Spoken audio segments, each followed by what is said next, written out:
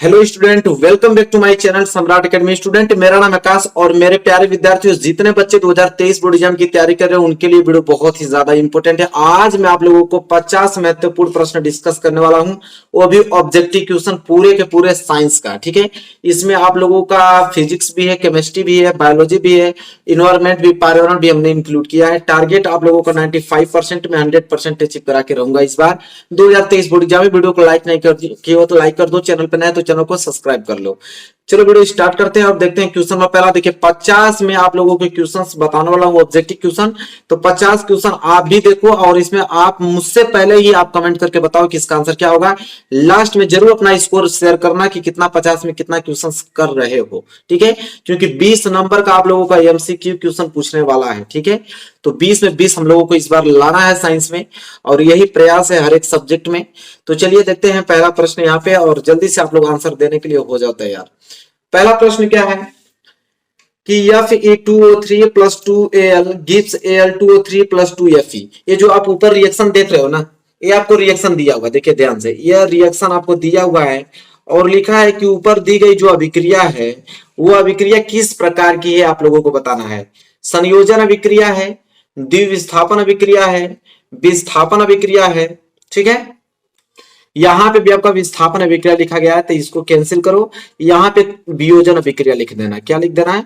वियोजन अभिक्रिया लिख देना है यहाँ पे। ठीक है, चलो बताओ अब क्या होगा, राइट आंसर बताओ। संयोजन अभिक्रिया होगा कि द्विविस्थापन अभिक्रिया होगा कि विस्थापन अभिक्रिया होगा कि वियोजन अभिक्रिया होगा, बताना है। ठीक है, तो देखो ऊपर इस रिएक्शन को ध्यान से देखो कि यहाँ पे Fe है और Fe क्या कर रहा है यहाँ पे, और Fe और ऑक्सीजन, मतलब लोहा और ऑक्सीजन साथ में है और एल्युमिनियम अलग है। लेकिन एल्युमिनियम देखो लोहा को अलग कर दे रहा है। ठीक है, और एल्युमिनियम ऑक्सीजन के साथ यहाँ पे अभिक्रिया कर रहा है। तो मतलब क्या हुआ? विस्थापन अभिक्रिया हुआ। इसलिए हुआ क्योंकि अधिक अभिक्रियाशील वाला तत्व कम अभिक्रियाशील तत्व को उसके यौगिक में उसको क्या कर दिया? विस्थापित कर दिया। इसलिए कौन सा अभिक्रिया होगा? विस्थापन अभिक्रिया होगा। चलो क्वेश्चन नंबर दूसरे की तरफ बढ़ चलते हैं। क्वेश्चन नंबर दूसरा क्या है? रासायनिक समीकरण।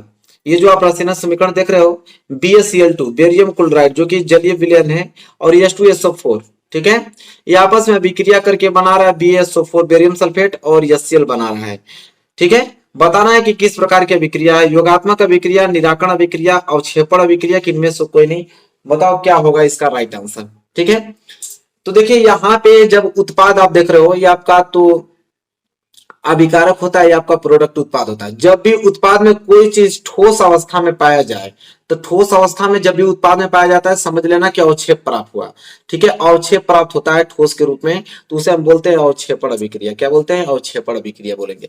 तो पूरा का पूरा डाउट क्लियर हो गया ना? मैं एक एक आप लोगों को डाउट क्लियर करते चल रहा हूं। ठीक है, आगे अगर हम बात करेंगे, अगला प्रश्न देखो, कह रहा है कि एक भूरे रंग का चमकदार तत्व यक्ष को वायु की उपस्थिति में गर्म करने पर वह काला हो जाता है। कह रहा है कि कोई यहाँ पे आप लोगों का तत्व है यक्ष, उसका नाम आपको बताना है। जैसे उसको वायु की उपस्थिति में रख रहे हैं, वह जो आप लोगों का तत्व है काला हो जा रहा है। इस तत्व का नाम क्या होगा? कॉपर, जिंक कि सल्फर? इनमें से कोई नहीं। बताइए कि इनमें से कौन सा ऐसा ऑप्शन है, कौन सा ऐसा तत्व है जिसे हम लोग वायु की उपस्थिति में रख रहे हैं तो उसका रंग काला हो जा रहा है? कौन सा राइट आंसर होगा बताओ। ठीक है, क्वेश्चन नंबर तीसरे का जो राइट आंसर होगा हो जाएगा कॉपर, क्योंकि कॉपर को तुम रख दोगे वायु की उपस्थिति में तो वह काला पड़ जाता है। तो वह यक्ष तत्व का नाम क्या है? तो कॉपर है। ठीक है, चलो आगे बढ़ते हैं। अगला प्रश्न है क्वेश्चन नंबर 4। क्वेश्चन नंबर 4 है, एक विलयन, ध्यान से सुनना, एक कोई विलयन है, वह नीले लिटमस को लाल कर देता है। नीले लिटमस को लाल कर देता है, इसका पीएच मान होगा 6, 7, 8 की 10। तो पहले आप ये सोचो कि नीले लिटमस को क्या कर रहा है? लाल कर रहा है। तो नीले लिटमस को लाल कर रहा है तो अम्लीय होगा कि क्षारीय होगा? ठीक है, तो यह अम्लीय होगा। मैं एक ट्रिक बता देता हूं, याद कर लो। अनील, यह ट्रिक याद कर लो, कभी नहीं भूलोगे। अनिल, अनिल मतलब क्या? जो अम्ल होता है वह नीला को लाल कर देता है। जो मतलब अम्ल, न मतलब नीला, अल मतलब लाल। जो अम्ल होता है नीले को लाल, तो देखो नीले को जब लाल कर रहा है तो वह अम्ल ही होगा। ठीक है, तो डाउट क्लियर हो गया। लेकिन अम्ल का पीएच मान क्या होता है? 7 से कम होता है, 7 से कम। तो देखो 7 तो होगा नहीं, या 7 से ज्यादा ये भी नहीं होगा, या 7 से ज्यादा ये भी नहीं होगा, तो 7 से कम 6। तो क्या हो जाएगा 6 इसका राइट आंसर हो जाएगा। इस प्रकार पूरा डाउट क्लियर हो जाएगा आप लोगों का। चलिए आगे बढ़ते हैं क्वेश्चन नंबर 5। देखिए क्वेश्चन नंबर 5 क्या है, निम्न में दुर्बल अम्ल बताना है कि इसमें से दुर्बल अम्ल कौन है। एक प्रबल अम्ल होता है, एक दुर्बल अम्ल होता है, बताना है HCl, HCN, HNO3, H2SO4। बताओ इन चारों ऑप्शनों में से दुर्बल अम्ल बताना है कि दुर्बल अम्ल कौन सा होगा। ठीक है, तो इसका जो राइट आंसर हो जाएगा वो हो जाएगा HCN। क्या हो जाएगा, HCN हो जाएगा, यह आपका दुर्बल अम्ल होता है। ठीक है, चलो आगे बढ़ते हैं। देखो अगला है H2SO4, बहुत ही ज्यादा इंपॉर्टेंट है, क्वेश्चन स्टार बना लो। ठीक है, H2SO4 सल्फ्यूरिक अम्ल कह रहा है कि जो H2SO4 जो विलयन है उसका पीएच मान होता है 0 के साथ 7 से कम के 7 से अधिक होता है, यह बताना है क्वेश्चन नंबर 6, बहुत ही ज्यादा इंपॉर्टेंट है। तो सबसे पहले यहाँ पे देखो H2SO4 सल्फ्यूरिक अम्ल, अभी हमने बताया कि जो भी अम्ल होता है उसका पीएच मान 7 से कम होता है, तो 7 तो होगा नहीं, 7 से अधिक भी नहीं होगा, 0 नहीं होगा, तो क्या हो जाएगा 7 से कम। ठीक है, तो जो अम्ल होता है उसका पीएच मान 7 से कम होता है, और ये आपका H2SO4 है जो कि सल्फ्यूरिक अम्ल होता है, तो 7 से कम ही होगा। चलो ये क्वेश्चन नंबर 6 था। आगे की तरफ बढ़ेंगे क्वेश्चन नंबर 7 की तरफ। देखो क्वेश्चन नंबर 7 क्या है, धामन सोडा का रासायनिक सूत्र बनाना है। ठीक है, जो धामन सोडा होता है, कपड़ा धोने वाला सोडा होता है, उसका रासायनिक सूत्र क्या होता है बताओ। NaHCO3, Na2CO3, 10H2O कि CaOCl2 की NaOH, बताओ क्या होगा राइट आंसर। धामन सोडा का रासायनिक सूत्र बताना है कि धामन सोडा का रासायनिक सूत्र क्या होगा। तो इसका राइट सिंपल है भाई, आप लोगों को मालूम होना चाहिए, रट जाना चाहिए कि Na2CO3 10H2O होता है। ठीक है, हाँ सोडियम कार्बोनेट इसको कहते हैं, क्या कहते हैं, सोडियम कार्बोनेट। चलो आगे बढ़ते हैं। अगला प्रश्न है कि मीठे सोडे का अणु सूत्र है। मीठे सोडा किसको कहते हैं मालूम है, जो खाने वाला सोडा होता है उसको ही मीठा सोडा कहते हैं। ठीक है, तो मीठे सोडे का अणु सूत्र क्या होता है। ठीक है, NaCl होता है कि Na2CO3 होता है कि NaHCO3 होता है कि NaOH होता है। क्वेश्चन नंबर 8 है, क्या होगा राइट आंसर बताओ। तो देखो जो मीठा सोडा होता है जिसे खाने वाला सोडा कहते हैं उसको हम बोलते हैं सोडियम बाइकार्बोनेट। क्या बोलते हैं, सोडियम बाइकार्बोनेट, तो ये हो जाएगा NaHCO3। ठीक है, ये आपका जो धोने वाला कपड़ा सोडा होता है उसका सोडियम कार्बोनेट होता है, और जो मीठा सोडा खाने वाला सोडा होता है उसका होता है सोडियम बाइकार्बोनेट, इसलिए राइट आंसर हो जाएगा। चलो आगे बढ़ो, अगला प्रश्न देखो क्या है। अगला प्रश्न है कि धामन सोडे का रासायनिक नाम। ठीक है, धामन सोडे का रासायनिक नाम, अभी हमने सूत्र इसका देखा कि धामन सोडा का सूत्र क्या होता है Na2CO3 10H2O। अब इसका नाम ही पूछा है, तो अभी हमने बताया कि सोडियम कार्बोनेट होता है। देखो कहां सोडियम कार्बोनेट दिखाई दे रहा है, ये वाला, ये राइट आंसर हो जाएगा, पढ़ने की भी जरूरत नहीं है। अगर मीठा सोडा बोलता है तो सोडियम बाइकार्बोनेट हो जाता है, जो ये फार्मूला है NaHCO3, जो कि मीठा सोडा का जो रासायनिक नाम होता है वो सोडियम बाइकार्बोनेट होता है, और धामन सोडा का रासायनिक जो नाम होता है वह सोडियम कार्बोनेट होता है। ठीक है, चलो आगे बढ़ते हैं।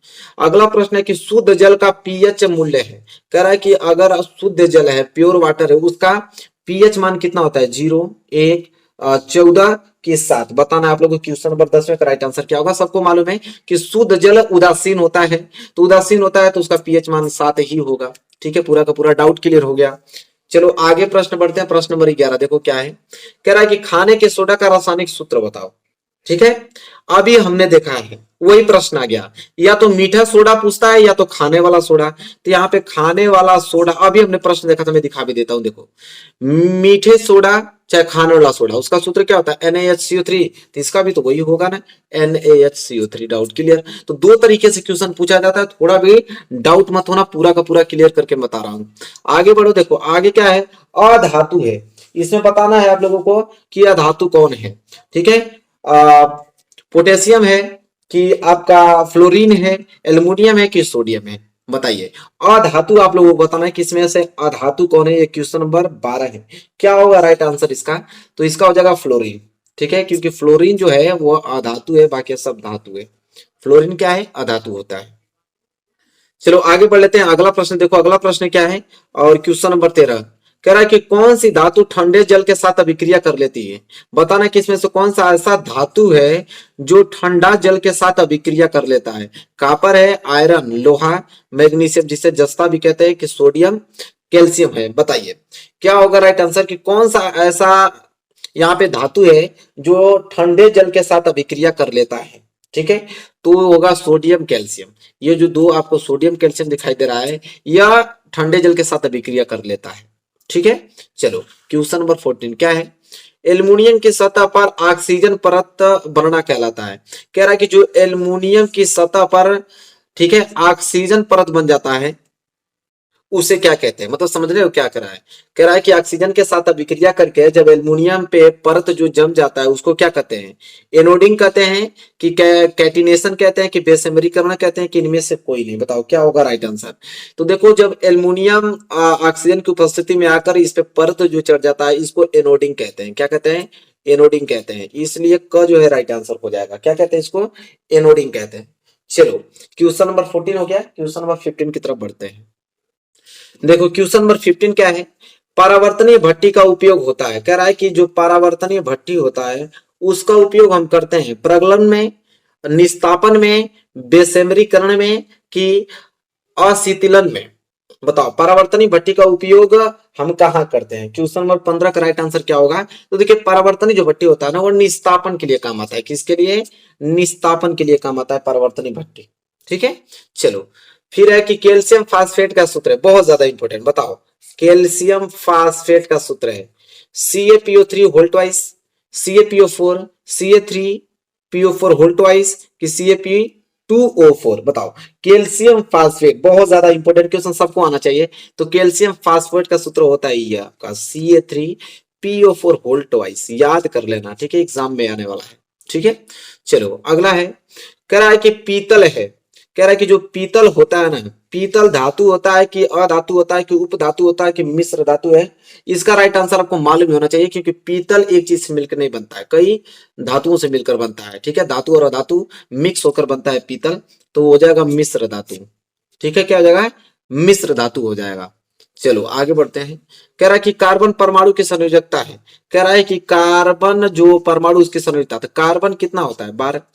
कार्बन क्या होता है, 12। तो पहले कोर्स में 2, दूसरे कोर्स में 8, और बच जाएगा आपका कितना।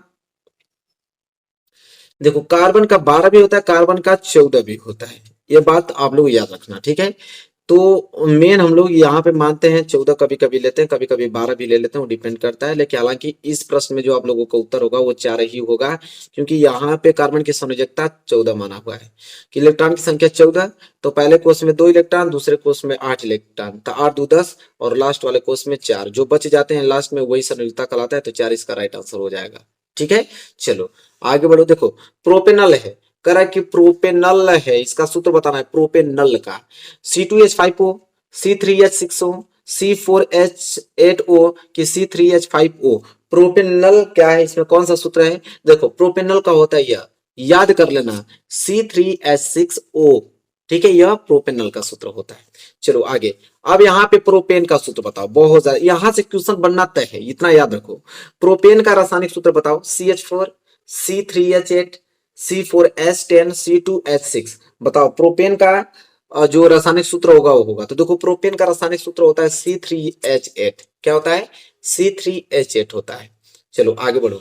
अगला है, निम्नलिखित में से किस यौगिक में एल्कोहल समूह उपस्थित है। बताना है एल्कोहल समूह उपस्थित किसमें होता है। ये तो बहुत ज्यादा सिंपल क्वेश्चन है, क्वेश्चन नंबर 21 आपको आना ही चाहिए कि इसमें एल्कोहल समूह पूछ रहा है। तो एल्कोहल समूह जो इसका राइट आंसर हो जाएगा ये हो जाएगा ख, क्योंकि CH3 सिंगल बॉन्ड CH2 और OH। ठीक है, एल्कोहल समूह होता है। ठीक है, एल्कोहल समूह उपस्थित है किसमें, तो ख वाले में, ये रटा होना चाहिए आप लोगों को। आगे ये भी प्रश्न तो सिंपल ही है, C2H6 का बोला है IUPAC नाम। ठीक है, करा कि जो C2H6 का IUPAC नाम होता है मेथेन, एथेन, एथाइन, एथिलीन।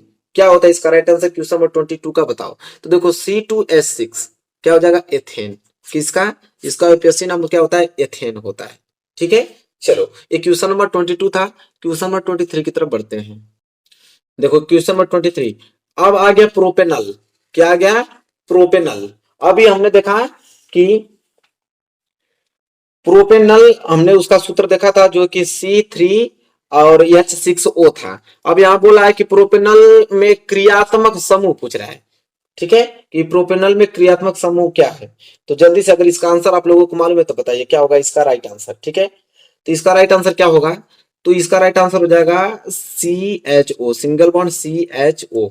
ठीक है, यह राइट आंसर हो जाएगा। प्रोपेनल में क्रियात्मक समूह ये होता है। सिंगल बॉन्ड से जुड़ा होता है CHO। ठीक, चलो आगे बढ़ते हैं। निम्न में अम्लीय ऑक्साइड है, ठीक है। अब हमसे पूछ रहा है कि चलो बताओ अम्लीय ऑक्साइड है, ठीक है, बताओ Al2O3, K2O, MgO कि P2O5। तो देखो जो अम्लीय ऑक्साइड है वह है आपका P2O5, याद कर लेना। अम्लीय ऑक्साइड क्या होता है? P2O5, ठीक है। आगे बढ़ो। निम्नलिखित में से किसका आकार बड़ा है? इसमें बताना है किसका आकार बड़ा है, ठीक है। लिथियम का कि आपका सोडियम का कि पोटेशियम का कि रुबिडियम का, बताओ किसका आकार बड़ा है ये बताना। 25 क्वेश्चन बहुत ही ज्यादा इंपॉर्टेंट है, क्या होगा इसका राइट आंसर? तो किसका आकार बड़ा है? तो रुबिडियम का। किसका? रुबिडियम का आकार क्या होता है? बड़ा होता है इनमें से। चलो अगला है उभयधर्मी ऑक्साइड है, ये तो आना ही चाहिए आप लोगों को। उभयधर्मी ऑक्साइड क्वेश्चन नंबर 26 क्या होगा right answer? NO2, MgO, Al2O3, P2O5। तो उभयधर्मी ऑक्साइड है आपका Al2O3। क्या होता है? Al2O3 होता है। चलो आगे बढ़ो। अगला प्रश्न क्या है? कह रहा है निरूपक, जिसे हम प्रारूपिक भी कहते हैं, कह रहा है निरूपक तत्व है, चाहे प्रारूपिक तत्व कौन होता है? सोडियम, पोटेशियम, ठीक है, सोडियम हो गया, पोटेशियम हो गया, स्कैंडियम हो गया और क्या हो गया? हीलियम। बताना है निरूपक जो प्रारूपिक तत्व है इनमें से कौन सा है, ठीक है। तो ये हो जाएगा आपका सोडियम। सोडियम जो है निरूपक या प्रारूपिक तत्व होता है, ठीक है। चलो इसके बाद है यूरेनियम है। यूरेनियम क्षार धातु होता है कि रेडियो एक्टिव होता है कि उपधातु होता है कि अधातु? बताना। यूरेनियम जो होता है वो क्या होता है? Question number 28।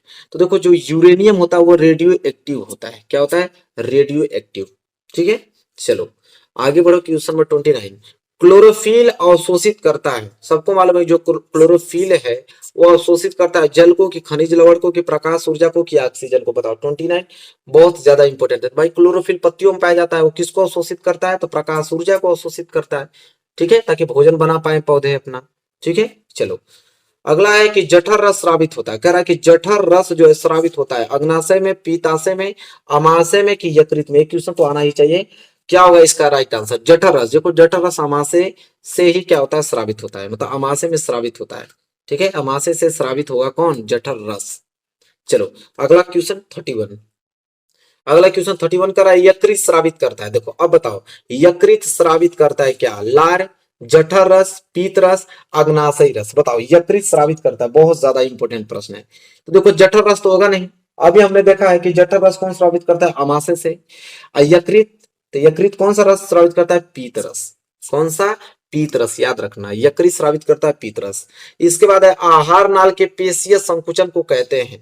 कह रहा है कि जो आहार नाल का जो पेशीय संकुचन होता है उसको कहते हैं पाचन, पिताशय, क्रमाकुंचन की यकृत? बताना राइट आंसर क्या होगा? देखो पेशीय संकुचन को ये क्रमाकुंचन गति कहते हैं। क्या कहते हैं? क्रमाकुंचन गति, ठीक है। चलो इसके बाद है ग्लाइकोजेनेसिस की क्रिया संपन्न होती है। कह रहा है कि जो ग्लाइकोजेनेसिस क्रिया है वो संपन्न होती है कहाँ पे? कोशिका द्रव में, राइबोसोम्स में, माइटोकॉन्ड्रिया में कि अंतःपद्रवी जालिका में? बताओ क्या ग्लाइकोजेनेसिस की क्रिया संपन्न होती है, कहाँ पे होती है, ठीक है। तो वो कोशिका द्रव में होती है। कहाँ पे? कोशिका द्रव्य में होती है। चलो चलो आगे बढ़ो। अगला क्वेश्चन बताओ क्या है कि मनुष्य में दूध की दांतों की संख्या कितनी होती है? तो ये प्रश्न बहुत ज्यादा सिंपल, याद होना ही चाहिए कि जो मनुष्य में दूध की दांतों की संख्या 20 होती है, 24 होती है, 28 होती है कि 32 होती है? क्या होगा इसका राइट आंसर? सबको मालूम है कि दूध की दांतों की संख्या 20 होती है। और इसी के साथ आगे बढ़ चलेंगे कि मनुष्य में ग्रासनली की लंबाई होती है। कह रहा कि हमारे मनुष्य में जो ग्रासनली है उसकी लंबाई कितनी होती है? 5.8 सेंटीमीटर, 25 से लगभग 30 सेंटीमीटर कि 1.5 मीटर कि 15 फीट?